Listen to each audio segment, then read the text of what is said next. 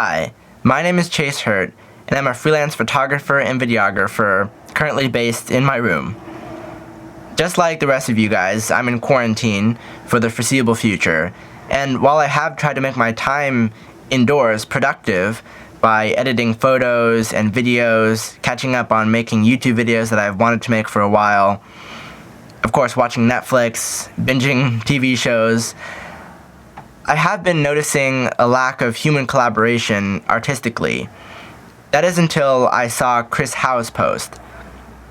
Chris Hau is one of my favorite YouTubers, and you can find him on Instagram at @thechrisHau. And I want to show you his latest post because it was really inspirational to me and inspired me to do something that I would have never done if we weren't in quarantine and if he hadn't made this Instagram post. So essentially it says, I challenge you to the hashtag social distance collab contest. And he talks about the quarantine situation and how we can actually make something of it and collaborate remotely instead of just sitting around without any human connection. And there's a prize for the winner of this collaboration, but I'm not really doing it for that. I just thought it was a really cool idea. And he says, drop your skill set in the comments to find someone to collab with from around the world remotely. And I posted a comment. I said, I'm a photographer and videographer. I do Photoshop. And I also do this new illustration technique where I draw on photos with doodles. And I think it's a really cool technique. If you check out my Instagram at Imaginaire Media, you'll see some examples of this. And what do you know, the next day, I get a DM from this guy from Russia, Savvaty Films, and I'll show you the DM now. This is the Instagram account of the guy I received a DM from, right here, at Savvaty_films, and I'll show you the DM he sent me. This is it right here. He said, hey man, let's collab on the Chris Hau challenge. I'm a travel/nature photographer from Russia. And I said, that sounds great.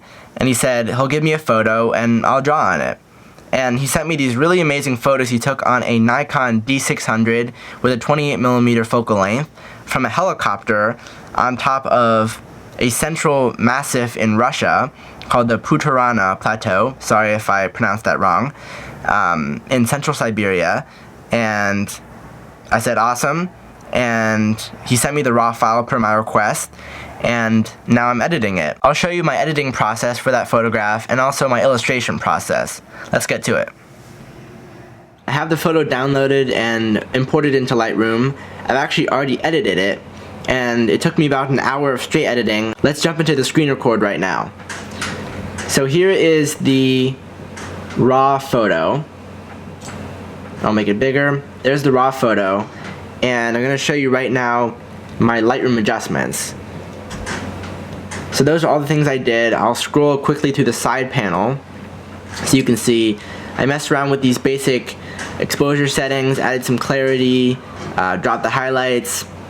I messed with this tone curve here to increase the shadows to give it a more filmic look, so less contrast. And I played around with the colors. And keep in mind when you're editing colors in Lightroom, not all the colors correspond exactly to what it is. Like the green didn't affect the greens at all. It was mainly the aquas. So that's just something to keep in mind, that colors don't always correspond with what you think they will. Now I moved on to split toning, just added a little bit of warmth to the image, sharpened it a little bit, added film grain to make it look more like film. This image has a timeless look, and making it look more like a film photograph augments that effect, which I find really pleasing. Calibration is always my favorite part for the colors in Lightroom because you can really change the image a lot past what you would do with the HSL sliders. Then I moved into Photoshop, and I'll show you that. So here is Photoshop right here. And in Photoshop, this is the final version, but I'll show you where I started. So this is, I imported the Lightroom adjustments into Photoshop, and then you can see down here there's just a bunch of shape masks. So I've masked out for example, the water here, I've masked out the river, I've masked out the central part of the mountain range here, I've masked out the sky, I've masked out the clouds up on the top right, and I've added some overall color adjustments. In Lightroom, you were sort of limited with the colors, but I jumped into Photoshop because I wanted to give it a more unique look, and so I used the hue and saturation, I used the color balance, and then I used selective color, and I repeated that both in general but also across the image with selective adjustments. I also used the curves a lot, and with those adjustments you can really change your image and give it whatever look you want, because they're really powerful with letting you edit the color and the fine details of the image. So I highly recommend, if you're not happy with the colors in Lightroom, go into Photoshop and go into the adjustments and use the hue saturation, color balance, and selective color. There's no real science about it, just play around with the sliders until you see what you like, and eventually over time you'll get an idea of how they work, which colors they affect, and they're really fun to play around with. So that's the finished image in Photoshop, but then I exported it to my iPhone because ultimately the image is going to be on Instagram and people are going to see it on their phones most of the time, so it has to look really good on a phone. And I exported this and it looks sort of washed out. It looks fine on my screen, but it didn't look so great in a phone. So I moved back into Lightroom and I made further adjustments. So this is the image right out of Photoshop, but then I just made some subtle adjustments where you can see I've increased the contrast and the saturation to make it pop on a phone more. Now it's time to get into Procreate and start drawing on this image. So let's go. Okay, so here it is in Procreate.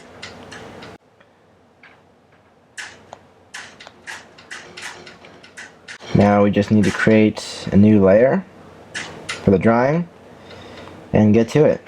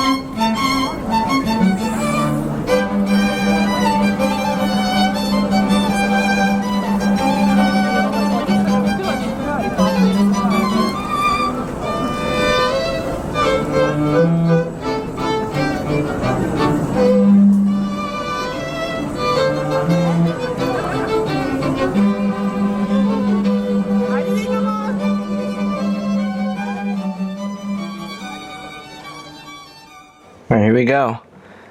After maybe about an hour of drawing, we have the finished product. Without drawing, with drawing. I also want to mention that his camera settings were spot on. So ISO 100, which is perfect, that gives the most dynamic range, most color fidelity, and then 24mm, which got this whole scene in, which was perfect. F4.8, which is not the most ideal aperture because it's maybe not the sharpest part of the lens, but for this case it works because the most important thing is the ISO here. He's so far away from these landmasses that the shallow depth of field is not realized. You don't lose any focus because it's so far away. It's basically focusing to infinity. There's nothing in the foreground. And his shutter speed is 1/1000th of a second, which is really good because it freezes the action. If his shutter speed had been anything less, you would have seen the motion blur from him being in a helicopter and it flying fast and probably bumpy.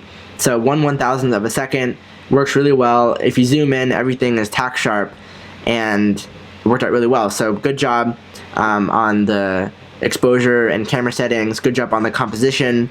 It looks really great, and I'm happy that I had the chance to edit it and draw on it. Alright man, thank you for your thoughts on my photo and for your amazing job. So guys, my name is Savvaty. I'm a travel/nature photographer based in Moscow, Russia. First of all, it's awesome to see the world united at times like this. And of course, we're not only juggling toilet paper rolls and doing push-ups and singing songs. Thanks to Chris Hau and his social distance collab, we are now doing such an amazing things while staying home in different parts of the world. So Chase, I'm truly fascinated by your work, man. Thank you for this, honestly.